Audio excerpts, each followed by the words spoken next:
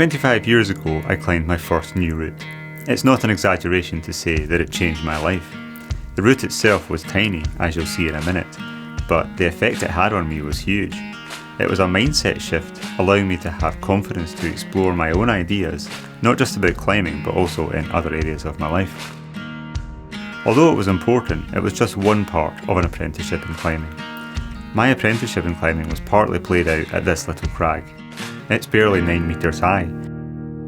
It's easy to get started picking off a few routes. I could do that as a 15-year-old kid in hill walking boots with no clue about climbing.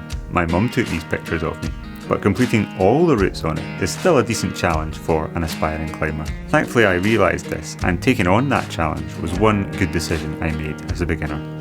The word apprenticeship is not used so much in training discussions these days, which is a shame, because it nicely encapsulates the very long, slow process of learning and building skills and resilience layer by layer, so they become a foundation that you can stand on for decades to come.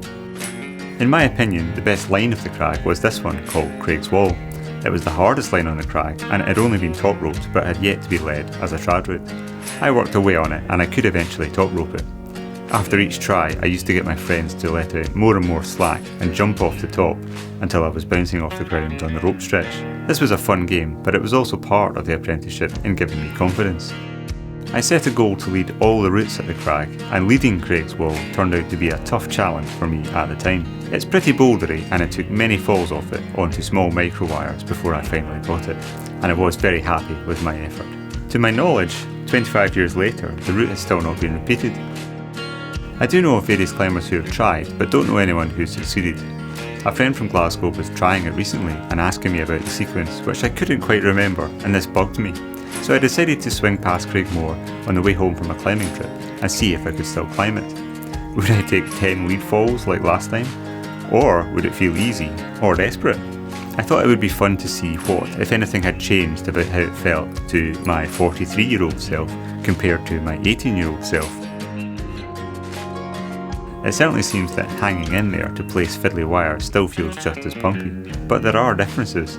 For one thing, at 18, I was just embarking on my journey of many finger pulley injuries that eventually led me to improve my 3-finger drag grip, and this is a much more relaxed grip for this kind of thing.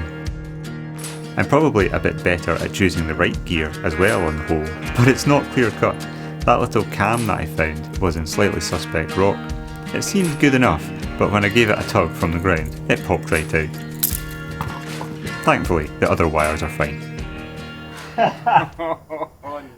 I used to get a bit nervous before difficult leads, rather less so now having done thousands of routes since then. Experience tells me more clearly when I'm ready to lead a hard trad route or if there's still preparation to be done.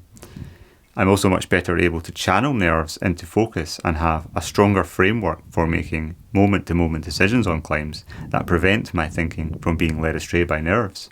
I'm also just in much better physical shape than I was in my teenage years, having replaced some of the unhealthy eating, sleeping and training habits that I had at the time.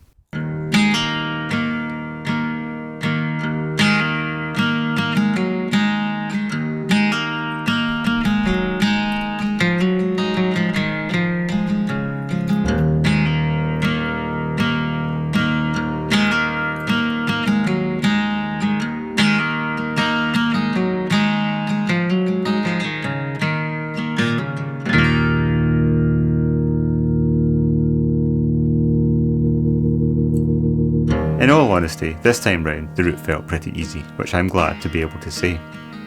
25 years ago I was just too early in my apprenticeship to cruise this particular route. Of course, my apprenticeship is still ongoing, and so hopefully I can say the same about some of my current projects.